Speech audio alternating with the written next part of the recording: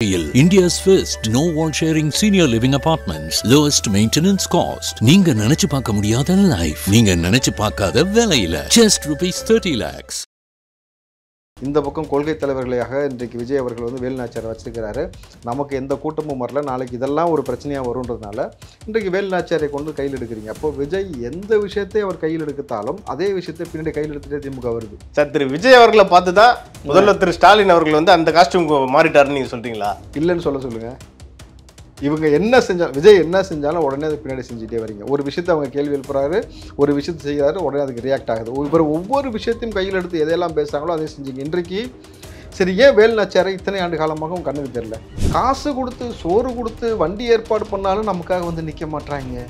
School பசங்க leave சொல்கிற மாதிரி மழை வந்துருச்சு நான் வரலன்னு காரணம் சொல்லிட்டு ஒரு ரூபாய் வராமல் போகிறான். ஆனால் இவர் வர்றாங்கன்னா நைட்டு 12 மணி வரைக்கும் நிற்கிறாங்க, வரலன்னு கோவப்படுறாங்க. ஸ்டாலின் அவர்களுடைய ஆட்சி காமராஜர் ஆட்சியா அப்படின்னு காங்கிரஸ்காரங்களே சொல்கிறாங்க. செல்வப்பிறந்தகை ஏன் காங்கிரஸ்காரங்கன்னு வரீங்க? காங்கிரஸ் கட்சியில் இப்போ இருக்கக்கூடிய தலைவர் செல்வப்பிறந்தகை சொன்ன ஸ்டேட்மெண்ட் தான் இது. உண்மையா சார்? ஒருவேளை வந்து திரு விஜய் அவர்கள் வந்து இப்போ இறங்கிட்டாரு, அரசியல் இறங்கிட்டாரு, தேர்தலில் நிற்க போறாரு, இவர் வாக்கு பிரிப்பாரு, இதனால யாருக்கும் மெஜாரிட்டி கிடைக்காதுன்றதுனால கூட இந்த கூட்டணியில் பங்கு வேணுன்ற மாதிரி இந்த கேள்வி வருதா சார்? இருக்கலாம். ஒருவேளை வந்து மெஜாரிட்டி கிடைக்காமல் தொங்கு சட்டமன்றம் அமையலாம், அது விஜயோடைய ஆதரவின் பேரில் அமையலாம். அப்படின்னும் பொழுது நாளைக்கு அவர் வைக்கக்கூடிய டிமாண்டு மிக முக்கியமான டிமாண்டாக மாறும் பொழுது ஒரு சட்டத்தை பாஸ் பண்ணனாலோ ஒரு விஷயத்தை இம்ப்ளிமெண்ட் பண்ணாலோ அதுக்கு இவருடைய மிக முக்கியமான அனுமதி பெற வேண்டிய சூழலும் ஏற்படலாம். எந்த கவர்மெண்ட் ஃபார்ம் ஆனாலும் இதை செய்யுங்கன்னு நான் சொல்லிக்கிட்டு இருந்தேன். ஸ்கூலுக்குள்ளே சிசிடிவி வைக்கிறது, முடிந்தால் பெற்றோர்களுக்கு ஐபிஐடி கொடுக்குறது. பெற்றோர்கள் தன் பிள்ளைகளை உட்காந்து பார்த்துக்கிட்டே இருக்காங்கன்ற விஷயத்த ஸ்கூலுக்குள்ளே இருக்க ஆசிரியர் பார்க்கும்பொழுது ஒழுங்காக பாடம் நடக்கும். கவர்மெண்ட்டுக்கு இன்னொரு பயம் வரும். என்ன தெரியுமா? எங்கெல்லாம் வந்து நம்ம லேக் எடுத்துகிட்ருக்கோம், டாய்லெட் ஃபெசிலிட்டி இல்லை, தண்ணி ஃபெசிலிட்டி இல்லை, டீச்சர்ஸ் இல்லாமல் பசங்க சும்மா உட்காந்துருக்காங்க, பசங்களை வந்து வேலை வாங்குறது ஸ்கூலில் தெரியுமா? இந்த மாதிரி விஷயத்தெல்லாம் பார்க்கும்பொழுது இது எல்லாமே தவிர்க்கிறதுக்கு இது பெரிய மிக முக்கியமான விஷயமா இருக்கும். உதயநிதி ஸ்டாலின் துணை முதல்வர் அவர் வந்து பேசியிருக்காரு. ஒருத்தர் வந்து பச்சை கலர் பஸ்ஸை கிளம்பிட்டார் பரப்புரைக்கு, ஒருத்தர் வந்து மஞ்சள் கலர் பஸ்ஸில் கிளம்பிட்டாரு. எந்த பஸ்ஸு போனாலும் பிங்க் பஸ்ஸு தான் வந்து கடைசியில் வெற்றி பெற போகுது அப்படின்ற மாதிரி சொல்லியிருந்தாரு. நல்ல திட்டம் தானே சார் மகளிர் விடியல் பயணம்? மகள்லாம் நிறைய பேர் இலவசமாக போகிறாங்க, அவங்க பணியாற்றக்கூடிய இடத்துக்கு இலவசமாக போகிறாங்க. இதனால் முன்னேற்றம் தானே சார் சமுதாயத்துக்கு? இதில் என்ன சார் தப்பு இருக்குது? பிங்க் பஸ் இல்லை, திங்க் அபவுட் தி பஸ். அது பிங்க் இல்லை, திங்க்குன்னு சொல்லியிருக்கிறாரு. இதை வந்து அவர் சொல்லும் பொழுதே மக்களுக்கு தெரிஞ்சிடும். ஏப்பா பிங்க் கலர் நீ கொடுத்த பஸ்ஸில் ஃபஸ்ட்டு ஒரு பெண் வந்து ஓட்டையில் தொங்கிக்கிட்டு போனது ஞாபகம் இருக்குது அவங்களுக்கு? கீழே விழுந்து கையை வச்சு ஊண்டி தொங்கிக்கிட்டு போனதுலேருந்து பிரேக் பிடிக்காமல் போயிடுச்சு, இடித்தது, பாலத்தில் தொங்கிட்டு கிடந்தது. பிங்க் பஸ்ஸோடைய லட்சணம் வந்து மழை வந்தால் ஃபுல்லாக தண்ணி ஊற்றிட்டு உள்ளே குடையை பிடிச்சிட்டு போனது. கிட்டத்தட்ட ஸ்கிராப்புக்கு போக வேண்டிய பஸ்ஸெல்லாம் வந்து பிங்க் பஸ்ஸாக போட்டு விட்டுருக்கீங்க. தவிர அதோட பிங்க் பஸ்ஸோடைய எண்ணிக்கை எவ்வளவு, எந்தெந்த பகுதிகள், எந்தெந்த வழித்தடங்கள், எத்தனை பேருந்து எந்தெந்த நேரத்தில் போயிருக்கிறது, எங்கே கொடுங்க பார்ப்போம்.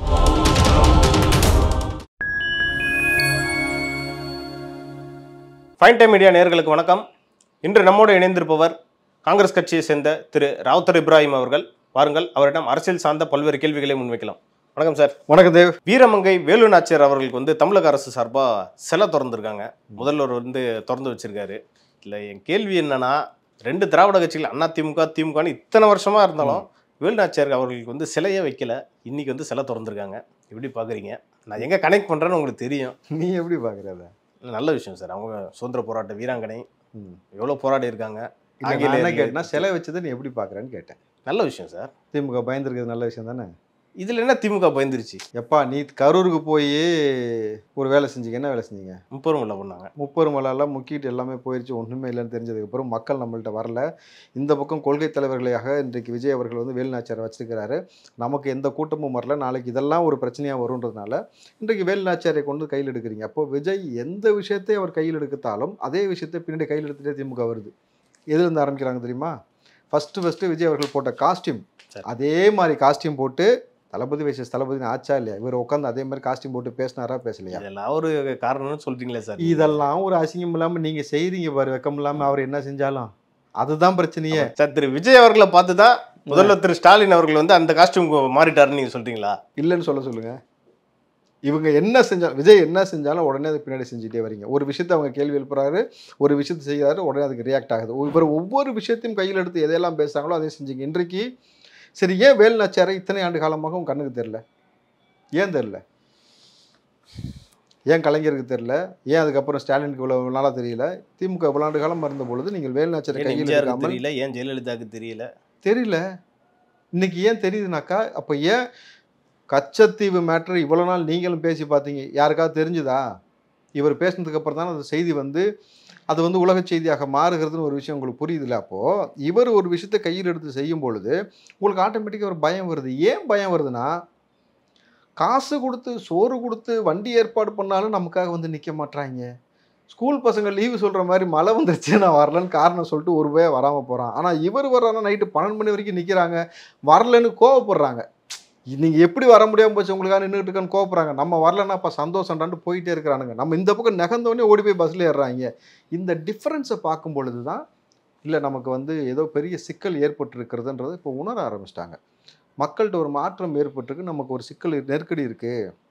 அப்போது இதை நம்ம என்ன சரி செய்யணும்? வேலுநாச்சியாரை கையில் எடுத்து நாங்களும் பாருங்கள், நாங்கள் வந்து எல்லாத்துக்கும் வந்து முக்கியத்துவம் கொடுக்குறோம் அப்படின்ற மாதிரி விஷயத்தை கையில் எடுக்கும் பொழுது ஆட்டோமேட்டிக்காக பயம். இப்போ நாளைக்கு அஞ்சலி அம்மாள் அவர்களுக்கும் செலவு வைப்பாங்களா சார்? அப்போ அவங்களுக்கும் வைப்பாங்க. இன்னும் மிச்சம் மீதி யார் இருக்காங்க?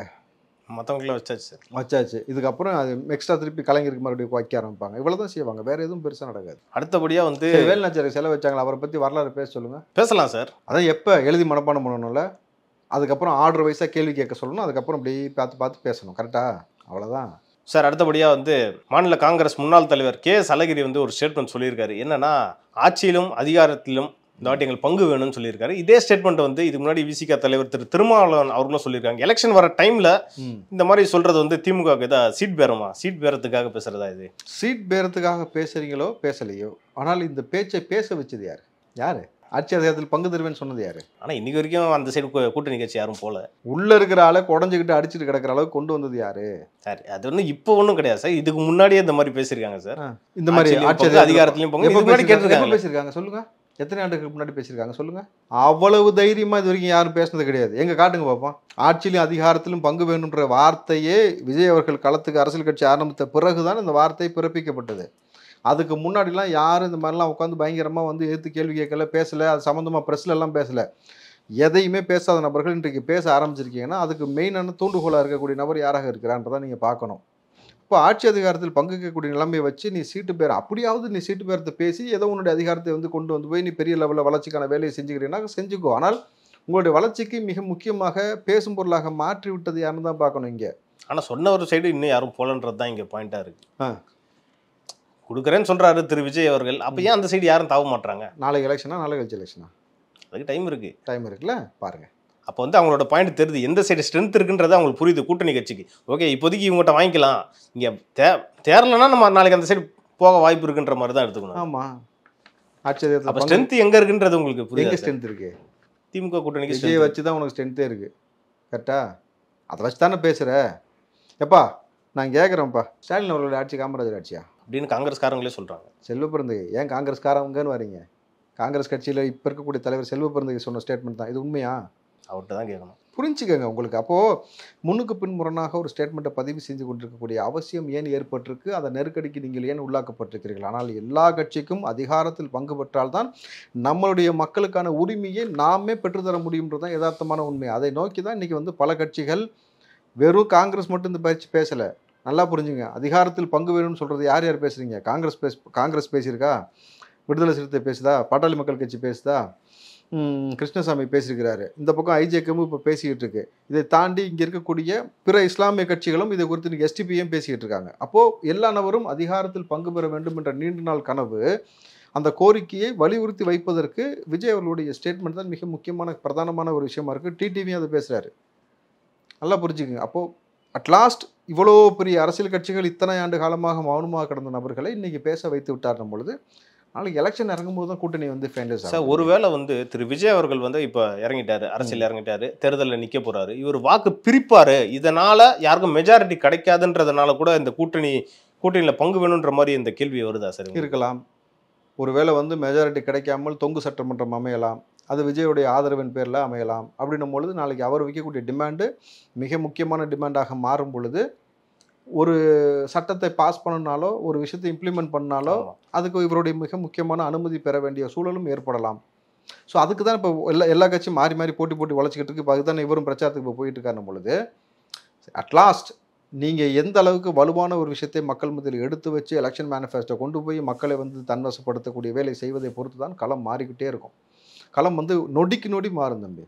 திடீர்னு ஒரு பெரிய ஒரு இம்பேக்ட் ஏற்படும், திடீர்னு ஒரு அப்படியே வந்து லேக் ஏற்படும்.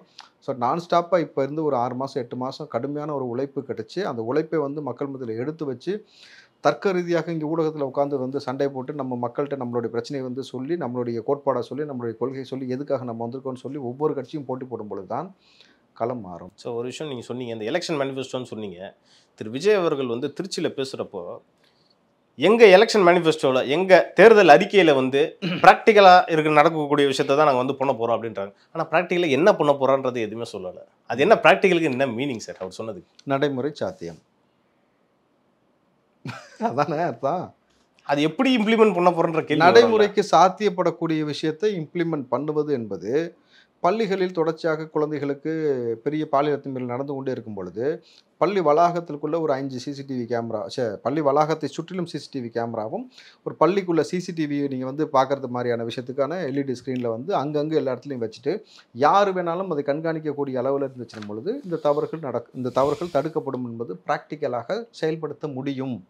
குழந்தைகளுக்கு பாதுகாப்பை ஏற்படுத்த முடியும். அந்நிய நபர்கள் உள்ளே வராமல் தடுக்க முடியும். ஆசிரியர்களே தவறான ஆசிரியராக இருந்து பெற்றோரிடம் அந்த பிள்ளைகளிடம் தவறாக நடந்து கொண்டால் அதையும் கண்காணிக்க முடியும். மாணவ பிள்ளைகள் வந்து ஆசிரியரை அடிக்கக்கூடிய காட்சியெல்லாம் நம்ம பார்த்துருக்குறோம். அந்த மாதிரி இருந்தாலும் அதையும் கண்காணிக்க முடியும். இதுதான் ப்ராக்டிக்கல். ஸோ இது போல் பல விஷயத்தை ப்ராக்டிக்கலாக இம்ப்ளிமெண்ட் பண்ண முடியும்.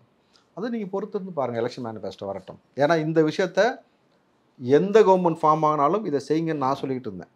ஸ்கூலுக்குள்ளே சிசிடிவி வைக்கிறது, முடிந்தால் பெற்றோர்களுக்கு ஐபிஐடி கொடுக்கறது. பெற்றோர்கள் தன் பிள்ளைகளை உட்காந்து பார்த்துக்கிட்டே இருக்காங்கன்ற விஷயத்த ஸ்கூலுக்குள்ளே இருக்க ஆசிரியர் பார்க்கும்பொழுது ஒழுங்காக பாடம் நடக்கும். கவர்மெண்ட்டுக்கு இன்னொரு பயம் வரும். என்ன தெரியுமா, எங்கெல்லாம் வந்து நம்ம லேக் எடுத்துருக்கோம், ஓகே டாய்லெட் ஃபெசிலிட்டி இல்லை, தண்ணி ஃபெசிலிட்டி இல்லை, டீச்சர்ஸ் இல்லாமல் பசங்க சும்மா உட்காந்துருக்காங்க, பசங்களை வந்து வேலை வாங்குறது ஸ்கூலில் தெரியுமா, இந்த மாதிரி விஷயத்தெல்லாம் பார்க்கும்பொழுது இது எல்லாமே தவிர்க்கிறதுக்கு இது பெரிய மிக முக்கியமான விஷயமா இருக்கும். இதுதான் ப்ராக்டிக்கலாக நல்ல திட்டமாக இருக்குது சார். எஸ், இதுதான் நான் ஃபுல்லாக சொல்லிக்கிட்டே இருக்கிறேன். இதை செய்யுங்கன்றேன். இது யார் ஜெயிச்சாலும் தயவு செஞ்சு செய்யுங்க. பிள்ளைகள் பாதுகாக்கப்படணும், கல்வி தரமும் மேம்படுத்தும். எஸ், நல்ல திட்டம் சார். சார் அடுத்தபடியாக வந்து அதிமுகவின் முன்னாள் பிரமுகர், அதுவும் இல்லாமல் நமதம்மா நாளிதழின் முன்னாள் ஆசிரியர் சார், அவர் வந்து திமுகவில் போய் ஜாயின் பண்ணியிருக்காரு முதல்வர் மு.க. ஸ்டாலின் தலைமையில். என்னன்னா குறிப்பாக அதிமுகலேருந்து பலர் இந்த பக்கம் படையெடுத்துக்கிட்டே இருக்காங்களே, இன்னும் எலெக்ஷனுக்கு டைம் இருக்குது, 6 மாதம் இருக்குது, இன்னும் எத்தனை பேர் போக போகிறாங்கன்னு தெரியல. இல்லை, என் கேள்வி என்னன்னா, இவர் வந்து தாவேகா பக்கம் போகிறதாகவும் இருந்துச்சு. அவருடைய சமூக வலைதளங்களில் பார்த்தீங்கன்னா குறிப்பாக திரு விஜய் அவர்களை நிறைய வந்து பாராட்டி நிறைய போஸ்ட் போடுவார். ஏன் அவருக்கு அந்த இடத்துல போக முடியலன்ற கேள்வி வருது சார். இல்லை, அது அவர் தான் விளக்கம் கொடுக்கணும். ஆனால் நான் கேள்விப்பட்ட வரைக்கும் அவர் டிவிகேவை தான் ஃபர்ஸ்ட் சாய்ஸாக வச்சுருந்தார். டிவிகேக்குள்ளே வருவதற்கான வேலையை தான் அவர் செய்து கொண்டிருந்தார். அவர் விஜய் அவர்கள் சார்பாக நிறைய ஆதரவான காணொலிகளில் நம்ம நேர்காணலாம் பார்க்க முடிஞ்சுது. அதை தாண்டி இன்றைக்கு இவர்கள் உரிய நேரத்தில் இவங்க உள்ளே எடுக்கலையா, இல்லை இதை விட வந்து அங்கே வந்து பெட்டரான இன்னொரு போஸ்டிங் ஏதாவது கொடுத்துட்டாங்களா, அதனால் வந்து நம்ம அங்கே போகலான்னு போனார்ன்றது அவர் தான் விளக்கம் கொடுக்கணும். பட் அவர் தாவேக்காவை சூஸ் பண்ணான்றது உண்மை, இப்போ திமுகவில் போய் இணைஞ்சிருக்கான்றது உண்மை. ஸோ அவங்க தான் எக்ஸ்பெக்ட். ஏன்னா இவங்களாம் வந்து ஒரு முக்கியமான ஒரு டேலண்டான ஒரு தலைவர் சார். இவங்களை வந்து இழுக்கிறதுல தான் வந்து நாளைக்கு கட்சி வளருமா வளரான்றதை தீர்மானிக்க முடியும். இங்கே வந்து தாவேக்காவை தவறாங்களான்ற ஒரு கேள்வியும் வருது. இல்லை, மிக முக்கியமான நபர்களை நம்ம வந்து கட்சி வந்து தன்வசப்படுத்தணும். அது வந்து ஒவ்வொரு கட்சிக்கும் ப்ளஸ். இப்போ நீங்கள் திமுகவில் அதிகமாக திமுக விமர்சிக்கக்கூடிய நபர்களை வந்து வெறுக்கணும். ஆனால் வெறுக்காமல் உள்ளே தூக்கி போகிறது கலைஞர் ஸ்டைல். அப்போது அந்த கூடுதல் பலத்தை பெறுவது நம்மளை விமர்சனம் செய்யக்கூடிய நபரை வந்து விமர்சனம் செய்ய விடாமல் நம்மளுடைய விஷயத்தை வந்து உள்ளே புகுத்தி பாரு, இவ்வளோலாம் நாங்கள் செஞ்சுக்கிட்டு இருக்கோம் மக்களுக்கு, இதை நீ அண்டர்ஸ்டாண்ட் பண்ணிக்க அப்படின்னு சொல்கிறதும் சரி. குறிப்பாக இந்த கட்சியிலேருந்து அந்த கட்சி, அந்த கட்சியிலேருந்து இந்த கட்சி, நீங்கள் இன்றைக்கி திமுகவில் இருக்கக்கூடிய மிக முக்கியமான நபர்கள்லாம் பாருங்களேன், சேகர் பாபுலேருந்து செந்தில் பாலாஜிலேருந்து அப்பாவுலேருந்து எல்லாமே பார்த்தீங்கன்னாக்கா அதிமுகலேருந்து வந்த நபர்கள் வந்து, அப்புறம் விஜயகாந்த் கட்சியிலேருந்து வந்திருக்கிற நபர்கள், திமுகவிலேருந்து வந்த நபர்கள், இந்த மாதிரி பல நபர்களே வந்து குறிப்பாக மாற்று சில கட்சிகள்லேருந்து வந்திருக்கக்கூடிய நபர்கள்லாம் இருக்காங்க. அப்படின்னும் பொழுது ஒவ்வொரு கட்சியும் சரியான நபர் வந்து அரவணைச்சு போகணும். சரியான நபர் இருக்கிறாரு அப்படின்னும் பொழுது அவரை வந்து நம்ம பக்கம் சேர்த்து வச்சுக்கிறது கூடுதல் பலம். ஒரு 234 தொகுதி இருக்குது, இவ்வளோ பெரிய பணம் படைத்த இத்தனை ஆண்டு காலம் இருக்கக்கூடிய கட்சியை சமாளிப்பதற்கு நமக்கு எத்தனை நபர்கள் வந்தாலும் அத்தனை நபர்களும் பலமாக மாற்றி அவர்களை தன்வசப்படுத்துவதுதான் ஒரு கட்சியோட வேலையாக இருக்கணும். சார், இல்லை குறிப்பிட வேண்டிய விஷயம் என்னன்னா, திரு மருது அழகராஜ் வந்து போன சட்டமன்ற தேர்தல் வந்து அதிமுக சார்பாக திருப்பத்தூர் தொகுதியில் போட்டிட்டார். எங்கன்னா சிவகங்கை மாவட்டம். அதில் வந்து திமுக சார்பாக யார் போட்டிட்டான்னு பார்த்தீங்கன்னா அமைச்சர் திரு கே.ஆர். பெரிய கருப்பன். அவர் வாங்கின ஓட்டு வந்து பார்த்தீங்கன்னா கிட்டத்தட்ட 1 லட்சத்துக்கு மேலே ஓட்டு வாங்கினார். இவர் வந்து 80,000க்கு மேலே ஓட்டு வாங்கியிருக்காரு. இப்போ இவரும் அங்கே போய் சேர்ந்ததுனால கூடுதல் போகலாம் சார். இப்போ கிட்டத்தட்ட 2 லட்சம் ஓட்டு இப்போ இவங்க தன்வசப்படுத்துன மாதிரி இருக்குது திமுக. இப்போ கண்டிப்பாக இந்த மாதிரி பண்ணுறப்போ அங்கே கட்சி ஸ்ட்ராங் ஆகிட்டே போகுது. அப்போ அடுத்த கட்சி என்ன பண்ணுன்ற ஒரு கேள்வியும் வருது. ஷோரா வின் பண்ணுவோம் சார் அந்த மாதிரி தம்பி. இப்படி பண்றதுனால ஒவ்வொரு கட்சியும் தன் கட்சியை பலப்படுத்துவது, கட்சிக்கு பலமான நபரை தன்வசப்படுத்துவது தான் ஒரு கட்சியோட வேலை. அதைத்தான் பிரதானமாக செய்யணும் எல்லா கட்சியுமே. அந்த வரிசையில் திமுக அந்த விஷயத்தை கையில் எடுத்திருக்கிறாங்க. அது காலங்காலமாக எடுத்துக்கொண்டே போகிறாங்க. அதே போல் வந்து ஊடகத்தின் வாயிலாக வந்து அவர்கள் கருத்தை பிரதிபலிக்கும் வகையில் வந்து பல நபர்களை வந்து ஊக்குவித்து அவர்களை வந்து தனியாக ஒரு பயிற்சி பற்றை வச்சு அவர்களுக்கான விஷயத்தெல்லாம் கொடுத்து பேச வைப்பதை அவர்கள் செய்கிறாங்கன்னும் பொழுது இதை டிவிக்கே நிச்சயமாக செய்யணும். இந்த விஷயத்தில் லேக் ஆகவே கூடாது. இந்த விஷயத்தில் வந்து நம்ம இன்னும் எவ்வளோக்கு எவ்வளோ ஸ்ட்ராங் பண்ணுறோமோ அவ்வளோக்கு எவ்வளோ வெற்றி வாய்ப்பு நமக்கு எளிதாக கிடைக்கும்.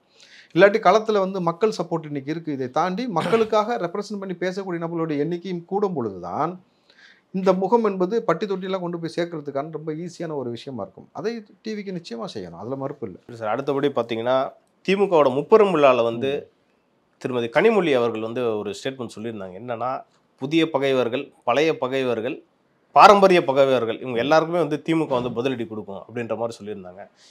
அதே மாதிரி முதல்வரும் அவருடைய அறிக்கையில் பார்த்தீங்கன்னா, கும்மால போடும் கூட்டம் அல்ல திமுக, யாருக்கும் தொந்தரவு கொடுக்க கூட்டம் அல்ல திமுகன்ற மாதிரி ஸ்டேட்மெண்ட் மறைமுகமாக தாவேக்காவினரை வந்து தாக்கிக்கிட்டே இருக்காங்களே. இது ஏன் டைரக்டாக சொல்றது இல்லை? அவங்களுக்கு என்ன கூச்சம் இருக்கு? ரொம்ப எளிமையாக உண்மையை தானே சொன்னார்.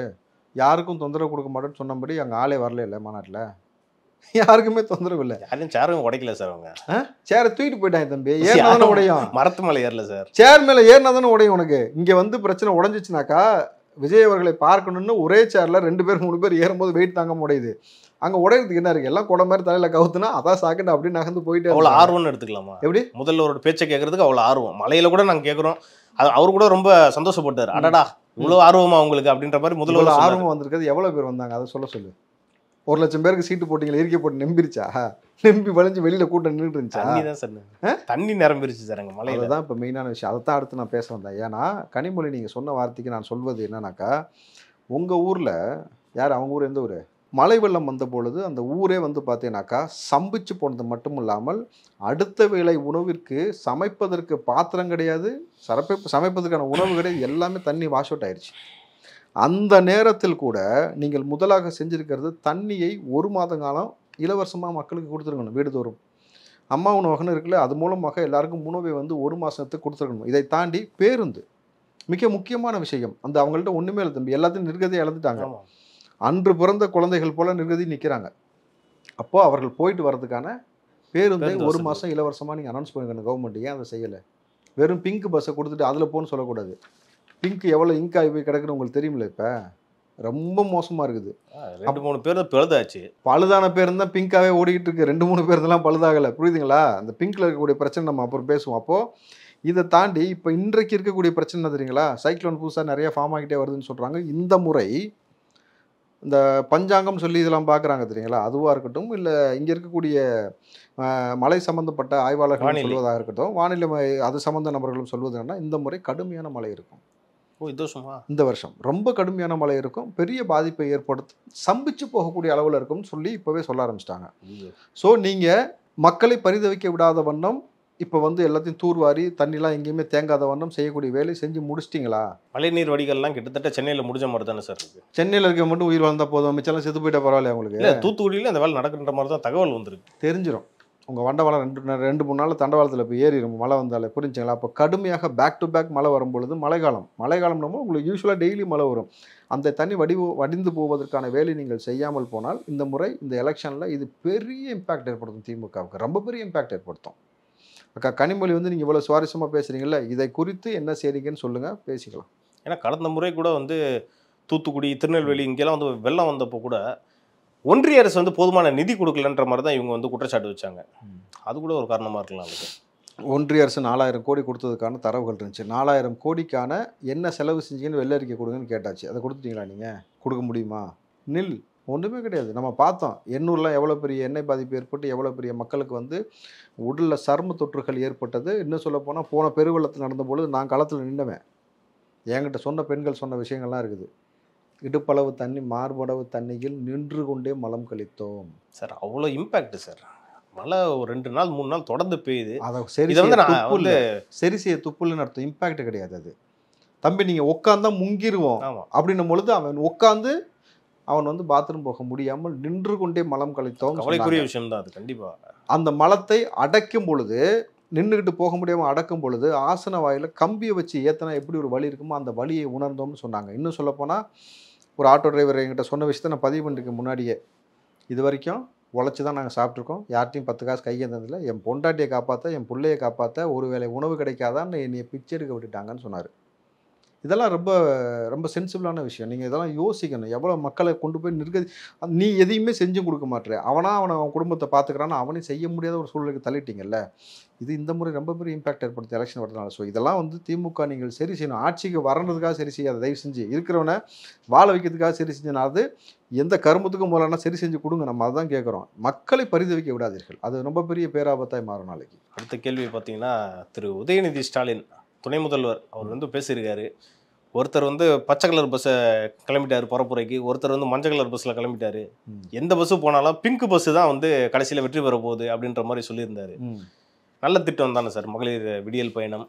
மகள்லாம் நிறைய பேர் இலவசமாக போகிறாங்க, அவங்க பணியாற்றக்கூடிய இடத்துக்கு இலவசமாக போகிறாங்க. இதனால் முன்னேற்றம் தானே சார் சமுதாயத்துக்கு. இதில் என்ன சார் தப்பு இருக்குது? பிங்க் பஸ் இல்லை, திங்க் அபவுட் தி பஸ். அது பிங்க் இல்லை, திங்க்குன்னு சொல்லியிருக்கிறாரு. இதை வந்து அவர் சொல்லும் பொழுதே மக்களுக்கு தெரிஞ்சிடும். ஏப்பா பிங்க் கலர் நீ கொடுத்த பஸ்ஸில் ஃபஸ்ட்டு ஒரு பெண் வந்து ஓட்டையில் தொங்கிக்கிட்டு போனது ஞாபகம் இருக்கு அவங்களுக்கு. கீழே விழுந்து கையை வச்சு ஊண்டி தொங்கிக்கிட்டு போனதுலேருந்து பிரேக் பிடிக்காமல் போய் இடித்தது, பாலத்தில் தொங்கிட்டு கிடந்தது. பிங்க் பஸ்ஸோடைய லட்சணம் வந்து மழை வந்தால் ஃபுல்லாக தண்ணி ஊற்றிட்டு உள்ளே கொடையை பிடிச்சிட்டு போனது.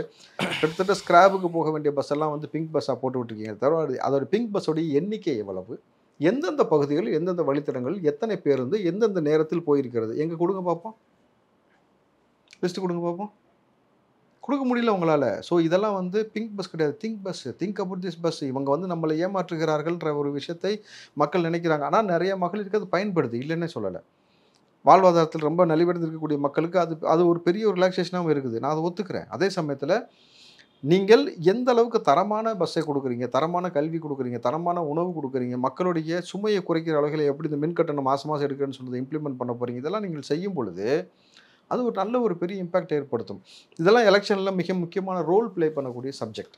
ஸோ இதை வந்து நீங்கள் பார்த்து கவனமாக மக்களுக்காக செய்யணுன்றதை என்னுடைய வேண்டுகோள். நம்ம அரசியல் சார்ந்து பல்வேறு விஷயத்தை பற்றி நம்ம டிஸ்கஸ் பண்ணோம். அடுத்தடுத்து இதை பற்றி நம்ம இன்னும் டீட்டெயிலாக பேசலாம் சார். நன்றி சார். நன்றி தம்பி.